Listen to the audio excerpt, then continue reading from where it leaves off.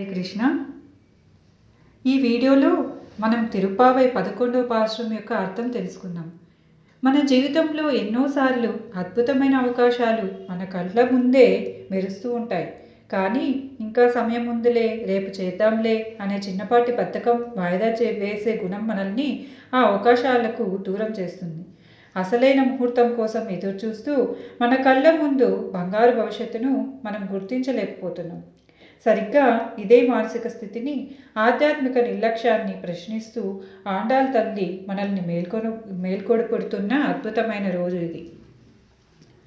తిరుప్పావైలోని 11వ పాశురంలో గోదాదేవి అన్ని అర్హతలు ఉండి కూడా నిద్రపోతున్న ఒక గోపికను మనలో దాగి ఉన్న ఆత్మశక్తిని తట్టి లేపుతున్నాయి.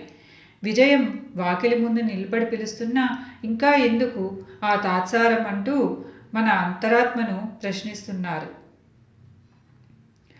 ఈ 11వ పాశురం యొక్క అర్థం ఏమిటంటే, ఓ గోపిక, నువ్వు సామాన్యమైన వంశంలో పుట్టలేదు.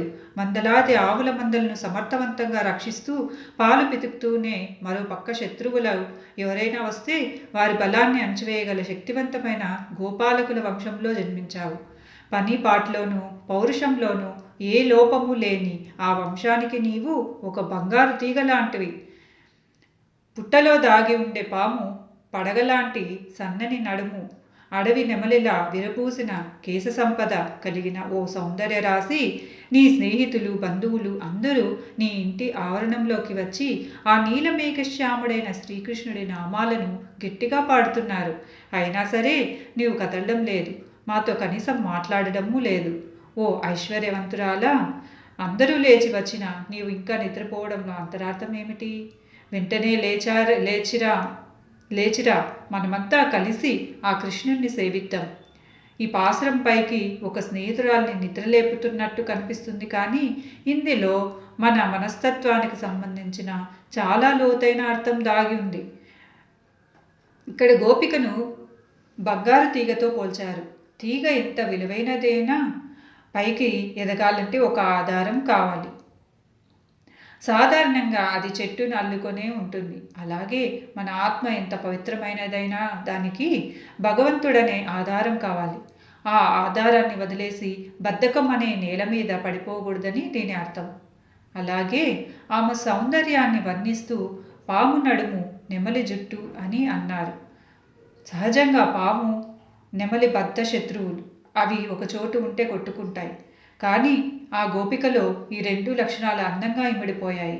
అంటే భగవంతుని సన్నిధిలో లేదా నిజమైన భక్తిలో పరస్పరమైన విరుద్ధమైన గుణాలు కూడా శాంతిని పొందుతాయని, మనలోని సంఘర్షణలు తొలగిపోతాయని దీని భావం.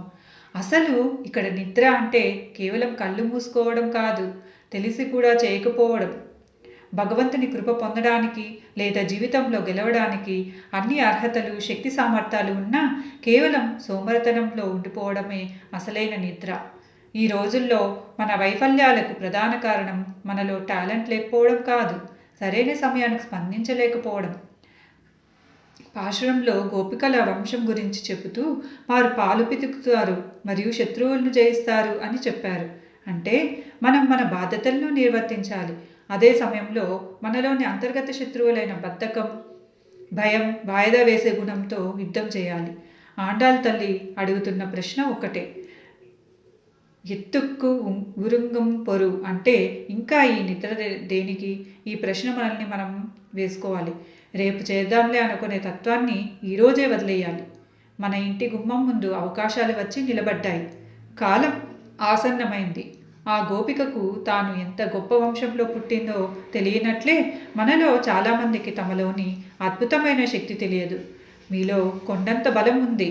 దాన్ని గుర్తించి ఆత్మవిశ్వాసంతో ముందడుగు వేయాలి. జీవితం మీకు అవకాశాలను ఇస్తున్నప్పుడు మౌనంగా ఉండకండి, ఉత్సాహంగా స్పందించండి. ఒంటరిగా పోరాడకండి.